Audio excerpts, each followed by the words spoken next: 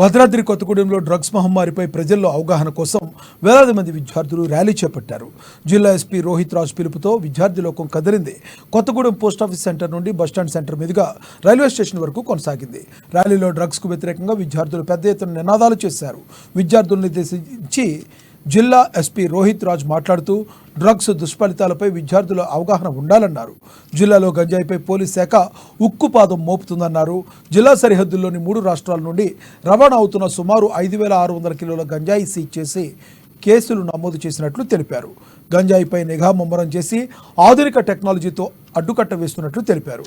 Drugs నివారణలో విద్యార్థులు యువకులు అవగాహనతో చేయూత అందించాలన్నారు.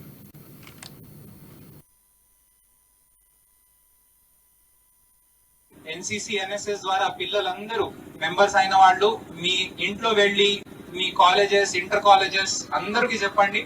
కొంతమంది ఉంటారు వాళ్ళు వచ్చి చెప్తారు ఒకసారి చేసి చూడు, అస్సలు అవసరం లేదు, మనకి అనుభవించడానికి ఎంజాయ్ చేయడానికి చాలా ఉంది ప్రపంచంలో, డ్రగ్స్ తప్ప చాలా మార్గం ఉంది. మనకి మంచి కంప్యూటర్ ఎడ్యుకేషన్, మంచి మన యాక్టివిటీస్ స్కూల్స్ లో ఎడ్యుకేషన్ ఫెసిలిటీస్ లో ఉంది, అది వాడుకోండి.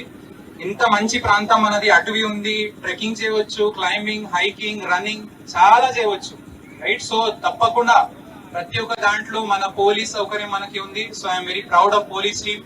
అండ్ మన దివ్యాంగులు కూడా జాయిన్ అయినారు. ప్రత్యేక